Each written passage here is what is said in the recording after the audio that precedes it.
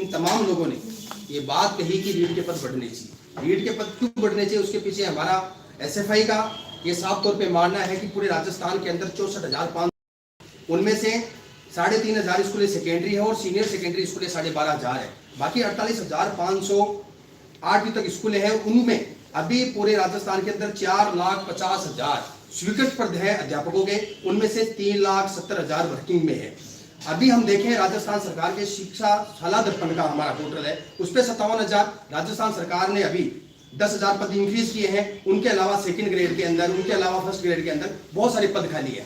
हमारा मांग है कि हम सस्ती शिक्षा के लिए और अच्छी शिक्षा व्यवस्था हमारे राजस्थान में कैसे हो, इस बात के लिए स्कूलों के अंदर टीचर होने चाहिए। हम बात इस बात के लिए कर रहे हैं कि हमारे राजस्थान के अंदर पिछली सरकार ने 22,000 स्कूलें बंद की, उसके बावजूद हमें अभी पूरे राजस्थान अगर स्टूडेंटों का सरकारी स्कूलों में पढ़ने का हम आंकड़ा देखते हैं तो पूरे राजस्थान के अंदर सरकारी 64,500 स्कूलों में 99,50,000 विद्यार्थी स्कूलों के अंदर पढ़ रहे हैं। जो पिछले साल कोविड के एक साल पहले हम देखें तो ये नामांकन था 89,50,000 और इस बार 10 लाख विद्यार्थी स्कूलों के अंदर बढ़े। अगर उस अनुपात से भी बात करें, स्कूलों के अंदर जिस प्रकार से मार्च अप्रैल तक अध्यापक रिटायर्ड होंगे, इस बात से बात करें तो हम कहते हैं कि लाखों 1 लाख से ज्यादा पद राजस्थान के स्कूलों में पद खाली हैं। और इस जायज मांग के लिए कि राजस्थान के अंदर 26 लाख से ज्यादा अभ्यर्थियों ने रीट का एग्जाम दिया। रीट 2019 के अंदर ये विज्ञप्ति निकली, उसके बाद में 2020 में इसमें करवाने के 3-4 बार इसको डेट दी गई, लेकिन फाइनली ये एग्जाम 27 सितंबर 2021 को संपन्न हुआ। और जिस प्रकार से 3 बार फार्म रीओपन किए गए और रीओपन के फार्म करने से 5 लाख से ज्यादा आवेदन वापस आए थे। हमारा साफ तौर से राजस्थान सरकार से मांग है, जिस प्रकार का बेरोजगारी का दंश राजस्थान के अंदर फैल रहा है, आप तमाम लोगों ने मीडिया के माध्यम से भी अभी पता चला है कि राजस्थान पूरे देश के अंदर दूसरे नंबर के ऊपर बेरोजगारी के अंदर है। राजस्थान शिक्षा के अंदर 16वें नंबर पे है। हम राजस्थान के अंदर अच्छी शिक्षा व्यवस्था कैसे हो, राजस्थान के विद्यार्थियों को अच्छी शिक्षा कैसे मिले, इस बात की लड़ाई एसएफआई लड़ रही है, रीट का अभ्यर्थी लड़ रहा है। और हम ये मांग कर प्रकाश का कल राजस्थान के मुख्यमंत्री के इशारे के ऊपर यहाँ के पुलिस प्रशासन ने जिस प्रकार का हमला रीट के अभ्यर्थी और एसएफआई के ऊपर किया, इसको हम बर्दाश्त तो किसी सूरत में करेंगे नहीं। ये आंदोलन हमारा जारी रहेगा। हम साफ तौर पे आपके माध्यम से ये कहना चाहते हैं, राजस्थान सरकार को आगाह करना चाहते हैं कि राजस्थान की सरकार ने जो विद्यार्थियों पे, नौजवानों पे जो हमला करने की कोशिश की है और हमला किया है, इसमें कोई दो राय नहीं है। हमने देखा हमारे सामने, हमारी आंखों के सामने जो वहां पर पत्रकार महोदय मौजूद थे, उनके ऊपर भी उन्होंने हमला करने की कोशिश। लोकतंत्र का चौथा स्तंभ जो हमारा मीडिया है, उस मीडिया पे भी हमला करने की कोशिश की है। हम इन तमाम का कड़े शब्दों में विरोध करते हैं। राजस्थान सरकार से ये मांग कर रहे हैं पूरी तौर तरीके से, ये आंदोलन शहीद स्मारक तक अब सीमित नहीं रहा है, ये गांव-गांव तक फैल चुका है। हमें इस आंदोलन को आगे बढ़ाते हुए अभी ये हमारा आंदोलन धारा 144 जयपुर कमिश्नरेट के अंदर लगा दी है, इसके बावजूद हमारा आंदोलन जारी रहेगा। आज हमें शहीद स्मारक से हटाया है, लेकिन हम हमारे गाँव से, हमारे तहसील से, हमारे कस्बे से नहीं हट सकते। हम लोग लड़ेंगे और वापस लौटेंगे। जैसे ही ओमिक्रॉन का प्रभाव कम होता है, जैसे ही सरकार ढील देती है, हम तमाम रीट के अभ्यर्थियों को साथ में लेकर वापस लौटेंगे। इसी जयपुर के अंदर लौटेंगे, इसी शहीद स्मारक पे लौटेंगे। राजस्थान की विधानसभा भी अभी फरवरी के अंदर शुरू होने वाली है और 9 फरवरी तक ये अभी अभ्यर्थियों से आवेदन करवा रहे हैं कि कौन कौन टीचर लगाना चाहते हैं। 11 लाख से ज्यादा आवेदन आने वाले हैं। हम उन तमाम लोगों को लेकर जो टीचर बनना चाहते हैं, तमाम विद्यार्थियों को साथ में लेकर इसी जयपुर की सड़कों पे आएंगे, राजस्थान सरकार का घेराव करेंगे और हमारा आंदोलन आगे जारी रहेगा। हमारा आंदोलन इस कदर तक चलेगा, राजस्थान का कांग्रेस पार्टी का कोई भी विधायक गांव के अंदर नहीं घुस पाएगा, उनका विरोध जारी रहेगा। यही बात करने के लिए हम तमाम लोगों को आपको बुलाया है। हमारे साथ में एसएफआई के हमारे प्रदेश के उपाध्यक्ष साथी महेंद्र है, वो भी आपसे कुछ कहना चाहेंगे। साथी महेंद्र।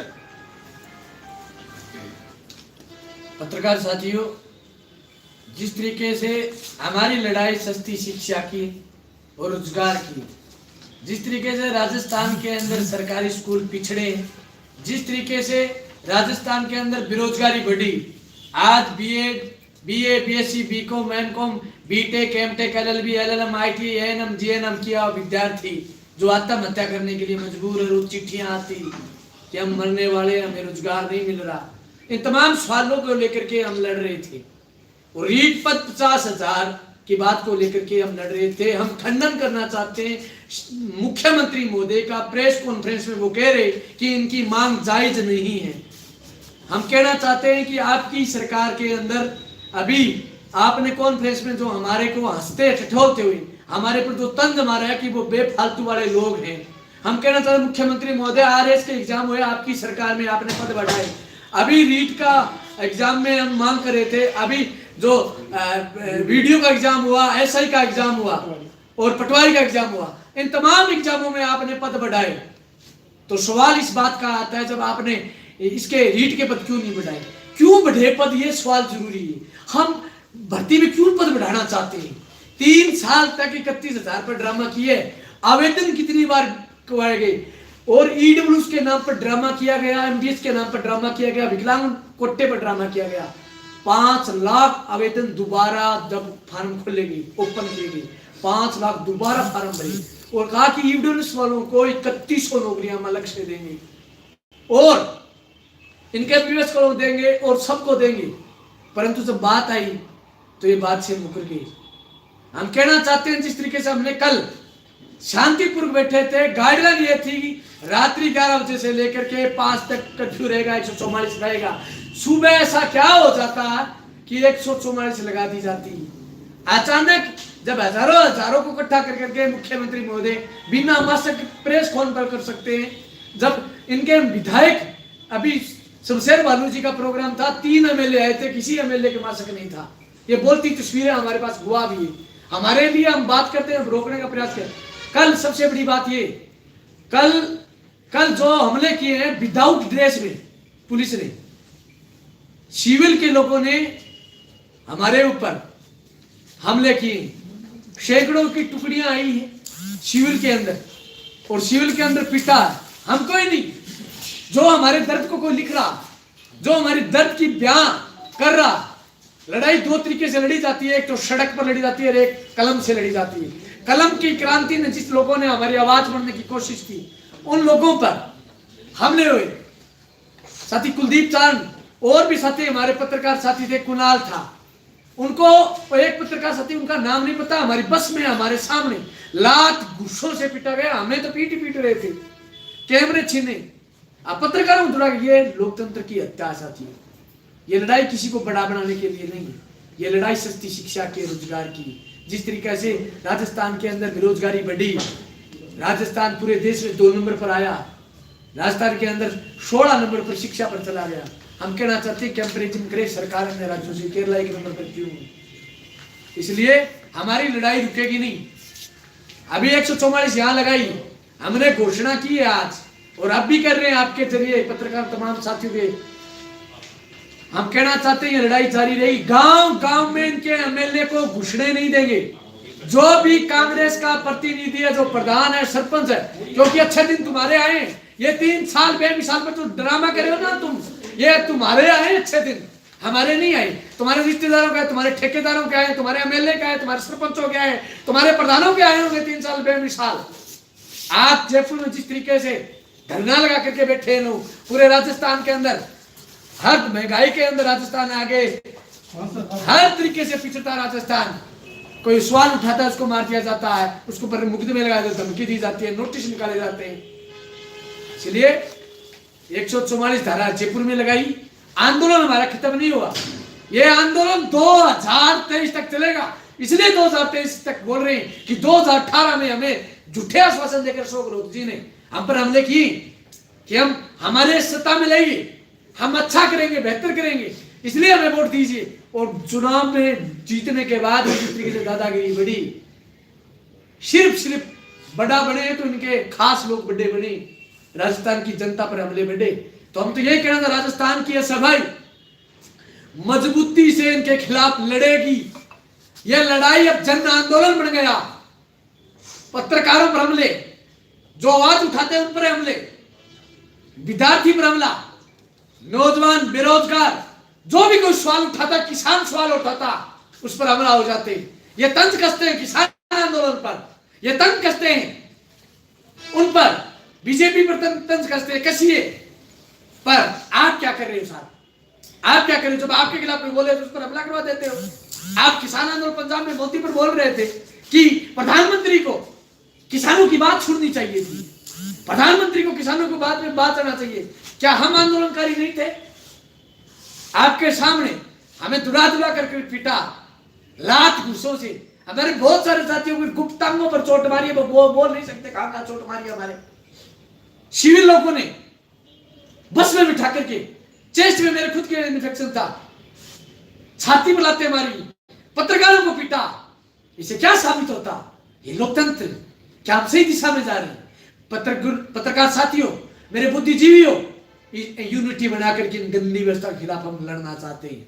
हम चाहते हैं कि कलम की क्रांति और सड़क की क्रांति एक यूनाइटेड होकर के लड़े इस व्यवस्था के खिलाफ। जिस तरीके से हमले बढ़े हैं, उन हमलों के खिलाफ हम एकजुट होना चाहते हैं।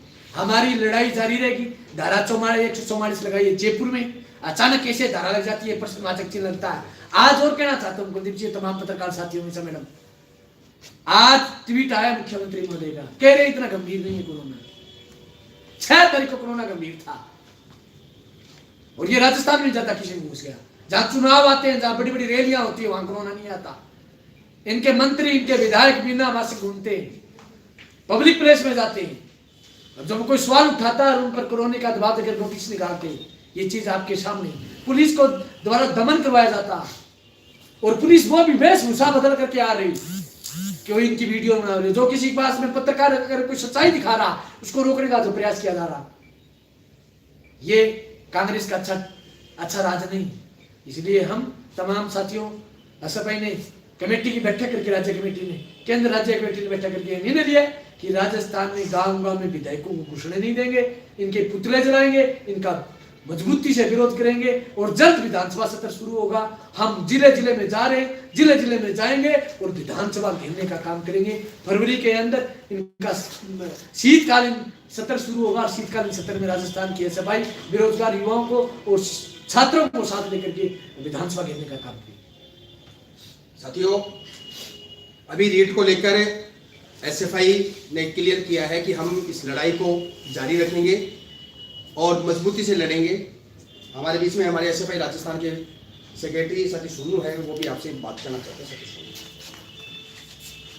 साथियों, आज आप यहाँ आए हो प्रेस क्लब में, मैं आप लोगों को धन्यवाद देना चाहता हूँ। उसके साथ साथ मैं तमाम बातें साथी सुभाष ने और साथी महेंद्र ने बता दी, उनको कंक्लूड करते हुए मैं अपनी 2-3 बातें रखूंगा कि जिस प्रकार से कांग्रेस की सरकार अपने आप को लोकतंत्र बचाने वाली सरकार बोलती है, और एक तरफ जहां विद्यार्थी बैठा होता है उसको दमन करके वहां से लेके जाया जाता है, और इतनी बद्दी बद्दी गालियां दी जाती है। हमारे साथ कल शौर्य चक्कर विजेता विकास जाखड़ भी हमारे साथ थे, उनके भी बाल खींचे गए, उनको भी गालियां दी गई। ये लोकतंत्र की एक तरीके से हत्या है। और मैं student federation of India SFI की प्रांतीय कार्यकारिणी की ओर से ये बात सरकार को स्पष्ट रूप से कहना चाहता हूं कि जहां भी लोकतंत्र की हत्या आप करोगे, एसएफआई आपके सामने खड़ी मिलेगी।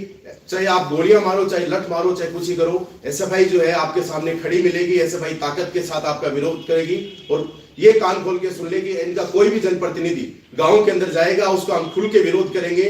जिस प्रकार से हमारे साथ बदसलूकी की है, हम उसका मुंह तोड़ जवाब सरकार को देंगे। आप तमाम साथी आज इस पत्रकार वार्ता के अंदर आए हो। मैं student federation of India SFI की प्रांतीय कार्यकारिणी की ओर से आप तमाम पत्रकारों का बहुत बहुत धन्यवाद करता हूं। आप लोगों को एसएफआई की प्रांतीय कार्यकारिणी की ओर से मेरी तरफ से आपको बहुत बहुत धन्यवाद। Thank you. कोई सवाल? अभी आगे क्या रणनीति है, क्योंकि कल तो आपको है वहां से हटा दिया है शहीद स्मारक से, तो अब क्या आपने क्या सोचा कि आप घर की ओर बढ़ाएंगे या फिर क्या? जी नहीं, हमें जिस तरीके से दमनात्मक रूप से हटाने की कोशिश की और हटाया गया, और धारा 144 का हवाला दिया जा रहा है, नई गाइडलाइन का हवाला दिया जा रहा है, तो हम कह रहे हैं कि ये आपकी धारा 144 ये आपकी गाइडलाइन आपके शहर के अंदर, जयपुर के अंदर, राजधानी के अंदर हो सकती है, लेकिन हमारे जिले के अंदर, हमारे गांव के अंदर, हमारे कस्बे के अंदर नहीं है। और आपने देखा है जिस तरीके से हमने ऐलान किया था, विज्ञप्ति जारी होते ही कि 1 तारीख को हम पूरे राजस्थान के अंदर मुख्यमंत्री अशोक गहलोत का पुतला दहन करेंगे। आप लोगों ने देखा कि गांव-गांव तक, खेत तक ये आंदोलन पहुंचा। लोगों ने अपने घर पे रहकर भी उनका विरोध दर्ज किया है। आपने देखा है कि रीट के पद 50,000 वरना वोट नहीं, 8 लाख से ज्यादा ट्वीट इस बात के लिए रीट के अभ्यर्थियों ने किया है। हम उस प्रत्येक जिले तक, प्रत्येक गांव तक जाएंगे। हमने आंदोलन की रूपरेखा तैयार की है। हम लोग आपसे कहना चाहते हैं, हम हमारे घरों को नहीं लौट रहे, हम पूरे प्रदेश के हर एक गांव तक जाएंगे, यात्रा निकालेंगे और निश्चित तौर पे जयपुर राजधानी के अंदर वापस लौटेंगे। और जिस दिन लौटेंगे, जयपुर की सड़कों का नजारा कुछ अलग होगा। हमें डराने की धमकाने की कोशिश की गई है। हम इसका मुंह तोड़ जवाब भी देंगे और सरकार से रीट के पद 50,000 भी करवाएंगे और आगे भी अच्छी शिक्षा के लिए, सस्ती शिक्षा के लिए हम लड़ते रहेंगे। जिस प्रकार से हमारा नारा है स्टडी एंड स्ट्रगल, पढ़ाई और लड़ाई, इसको हम जारी रखेंगे और मजबूती से हम शिक्षा की व्यवस्था को सुधारने के लिए हम इसकी वकालत करते रहेंगे। कोरोना के कारण वहां से हटाया गया है, आपको क्या लगता है कि ये सही नहीं था? क्योंकि कोरोना का प्रभाव लगातार बढ़ता जा रहा है। देखिए, धरने पे हमारे जितने भी साथी बैठे थे, सारे हम जो कोरोना गाइडलाइन थी उसका हम पालना कर रहे थे। हम ज्यादा लोगों को वहां पर बुलाया नहीं था। हम वहां पर 30-40 लोग बैठे थे, सांकेतिक रूप से सरकार तक हमारी बात पहुंचा रहे थे। जितने लोग बैठे थे उनको सबको डबल डोज लगा हुआ था, वैक्सीनेशन हुआ था। और हम ये कह रहे थे प्रशासन से, आप हमारा आरटीपीसीआर करवा लीजिएगा, हम और आपको देने के लिए तैयार है, लेकिन आप लोकतंत्र की हत्या नहीं कर सकते। हमें जबरन हटाया गया है और उस सरकार में हटाया गया है जो सरकार कह रही थी कि देश की मोदी सरकार है, वो लोकतंत्र की हत्या कर रही है। हम कह रहे हैं कल जिस तरीके से हमारे साथ में, हमारे साथियों के साथ में, पत्रकारों के साथ में जो सलूक किया गया, क्या वो लोकतंत्र की हत्या नहीं? लोकतंत्र का चौथा स्तंभ मीडिया, उस पर हमला, नौजवान पे हमला, विद्यार्थी पे हमला, ये लोकतंत्र की हत्या है। हम सरकार के खिलाफ मजबूती से लड़ेंगे। क्या सरकार ने पहले आपको आगाह किया था इस लाठीचार्ज से पहले कि ऐसा होगा, आप हट जाइए वहां से? देखिए, सरकार कभी भी ये नहीं चाहती है कि सरकार के खिलाफ कोई धरना प्रदर्शन हो, सरकार की कोई खिलाफत हो। सरकार हमेशा ये चाहती है कि सिर्फ और सिर्फ उनके जयकारे लगे। और जिस प्रकार का ड्रामा हमारे मुख्यमंत्री महोदय, इनका मंत्रिमंडल, इनके विधायक कर रहे हैं कि हमारे 3 साल चल रहे हैं, हमने जनता से किए हुए वादों 70% पूरे किए, बड़े बड़े होर्डिंग आप देख सकते हैं। लेकिन हम सवाल पूछ रहे हैं हमारे रजिस्टर्ड, अभी आप मीडिया, प्रिंट मीडिया के माध्यम से, सरकारी आंकड़ों के माध्यम से हमें पता है कि बेरोजगारी बहुत ज्यादा है, दूसरे नंबर पे है। लेकिन ये कह रहे हैं कि 14 लाख रजिस्टर्ड हमारे पास बेरोजगार है, 2 लाख को हम बेरोजगारी भत्ता दे रहे हैं। और बेरोजगारी जो भत्ता दे रहे हैं उसमें अब क्या किया है, तमाम सरकारी कार्यालयों के अंदर उनसे 4-4 घंटे काम करवाया जाएगा। ये बेरोजगारी भत्ता नहीं है, ये उनका काम का पैसा उन लोगों को मिलेगा। ये सिर्फ और सिर्फ बेरोजगारी के आंकड़े छुपा रहे हैं। राजस्थान दिन प्रतिदिन पीछे जा रहा है। शिक्षा के अंदर हमें अव्वल होना चाहिए था, आज हम अव्वल नहीं है, 16 नंबर पे है। बेरोजगारी के अंदर पूरे देश के अंदर हम 2 नंबर पे आ गए। जब हमारे पास में प्रत्येक संसाधन है, खनिज यहाँ पर उत्पादन होता है, हमारा पेट्रोल डीजल हमारे यहाँ पर निकलता है, लेकिन सबसे महंगा पेट्रोल डीजल कहाँ मिलता है? राजस्थान के अंदर। सबसे ज्यादा महंगाई कहाँ है? राजस्थान के अंदर। सबसे ज्यादा वेट टैक्स पूरे देश में कहाँ लगता है? राजस्थान के अंदर। सरकार कर क्या रही है? जनता, आम जनता त्रस्त है और उसी के सामने सरकार ने एक बहुत बड़ा टक्कर लेने की युवा से की है। हम कहते हैं कि जिधर युवा चलता है जमाना उधर चलता है, जो युवा की बात करेगा वो युवा पे राज करेगा। और ये सरकार ने टक्कर ली है युवा से। निश्चित तौर पे हमारी लड़ाई 2023 तक जारी रहेगी, व्यवस्था परिवर्तन जारी रहेगी, लेकिन हीट के पद 50,000, ये लड़ाई हम मजबूती से लड़ेंगे। राजस्थान सरकार को झुकाएंगे और हीट के पद तो हम 50,000 करवा के रहेंगे। पुलिस ने आपको किन धाराओं में गिरफ्तार किया और फिर छोड़ा गया? हमें पुलिस ने जबरन तरीके से हटाया, लेकिन जैसे ही हम लोगों को हटाया, पूरे राजस्थान के अंदर हमारी एसएफआई को मैसेज मिला, आप जो पाकिस्तान का बॉर्डर है, रावड़ा गढ़सना का एरिया है, वहां से लेकर गुजरात बॉर्डर तक,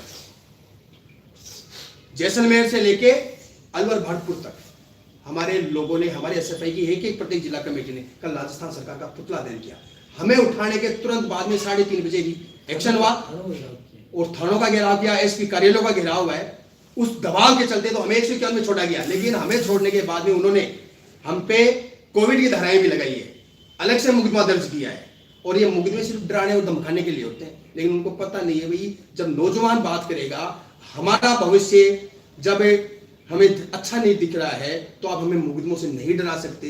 आप हम पे कितनी धाराएं लगाएं, कितने मुकदमे लगाएं, कितने कोविड के केसेस बनाएं। हम कोविड की मानते हैं महामारी है, उनका हम लोग जो गाइडलाइन है उस गाइडलाइन के हिसाब से हम करने के लिए तैयार थे, लेकिन सरकार ने हमारे साथ गलत किया, नौजवान के साथ में गलत किया, विद्यार्थी के साथ में गलत किया। इस बात को लेकर हम गांव-गांव तक जाएंगे।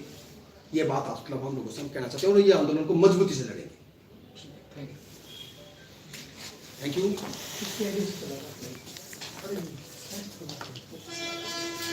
अरे चाय चाहिए, चाय ले गया, बन गई होगी। ये ना ये